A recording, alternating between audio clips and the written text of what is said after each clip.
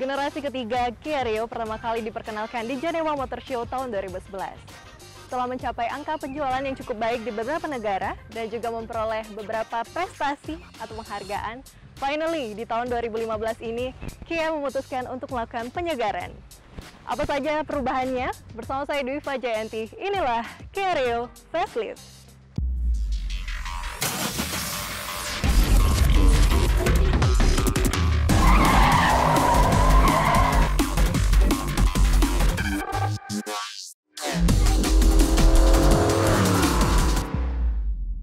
Seperti mobil keluaran Kia pada umumnya, desain front face Kia Rio memiliki ciri khas yaitu Tiger Nose.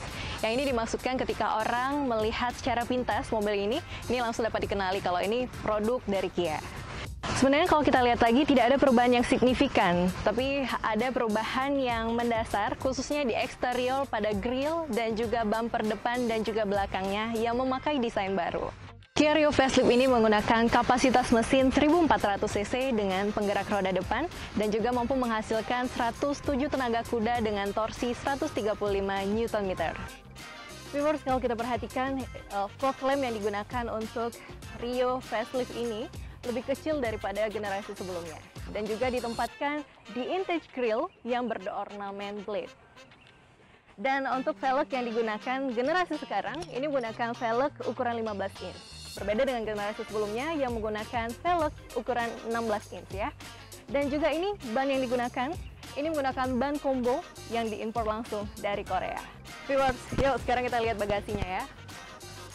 Sebenarnya bagasinya ini cukup luas, tapi sayangnya ini permukaannya nggak rata. Sehingga kalau misalnya Anda mengambil barang, ini cukup sulit untuk mengeluarkan barang yang berat. Dan juga ini kursi belakangnya bisa dilipat, perbandingannya 60-40. Sehingga kalau misalnya Anda lipat ini bisa memuat total kapasitasnya 900 liter.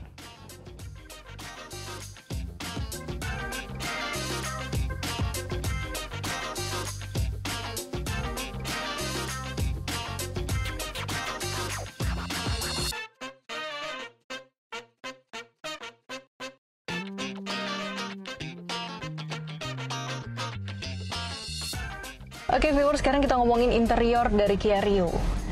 Untuk interiornya sendiri dari generasi sebelumnya tidak ada perubahan yang signifikan. Hanya saja ada perubahan pada warna dashboardnya yang sebelumnya menggunakan warna black dove, tapi sekarang menggunakan warna black glossy. Dan untuk multimedianya ini menggunakan double din dengan 6 speaker yang bisa memutar CD, radio dan juga MP3. Dan pastinya juga dilengkapi dengan USB dan juga Bluetooth connection. Tapi sayangnya double din ini belum menggunakan layar touchscreen. Kursinya ini masih menggunakan bahan kain dan karena ini warnanya krem, jadi mungkin akan lebih mudah kotor. Sehingga kami sarankan Anda untuk melapisinya dengan cover jok.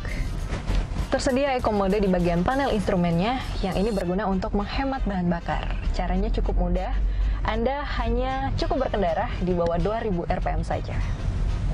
Oke viewers, sekarang kita ngomongin soal safety. Mobil ini hanya dilengkapi dengan 1 airbag. Sedangkan untuk versi Eropanya sebenarnya sudah ada 6 airbag dan juga dilengkapi dengan electronic stability control dan juga traction control. Dan sayangnya ini untuk rem belakangnya ini masih menggunakan rem tromol.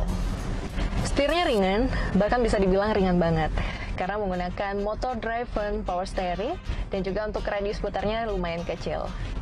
Untuk peredaman kabinnya ini cukup baik dan juga suara di luar peredamannya cukup baik juga.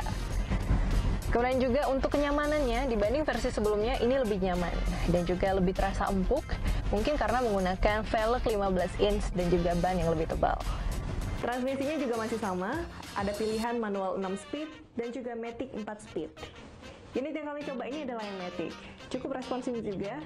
Ketika di kick down, dia akan langsung merespon untuk melakukan downshift. Untuk ventilasi AC-nya ini dilapisi aksen chrome dengan satin finish dan juga piano black. Jadi untuk AC di konsol tengah, hembusan anginnya ini cukup menjangkau bagian belakang. Jadi pada kebagian ya, asik. Terus juga untuk kabin belakangnya cukup luas, cukup nyaman untuk 3 orang lah. Sementara untuk legroom dan juga headroomnya juga sangat memadai, sama sekali nggak mentok.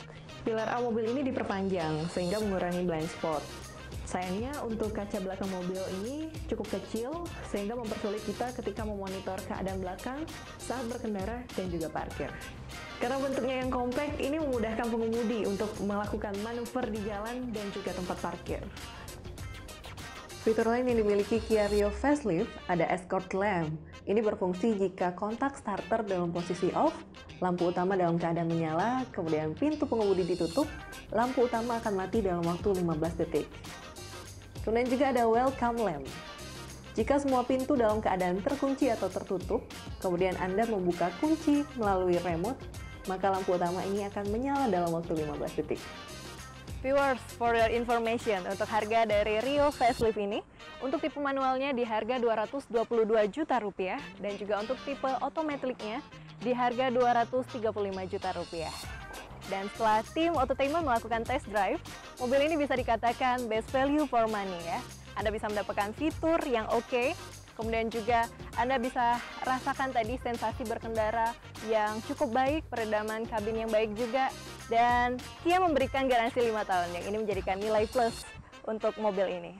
Oke viewer, udah pada lihat kan serunya liputan kita kali ini? Jangan lupa untuk mengunjungi di www.autotainment.com dan juga follow Instagram, Facebook, dan juga Twitternya kita di @autotainment.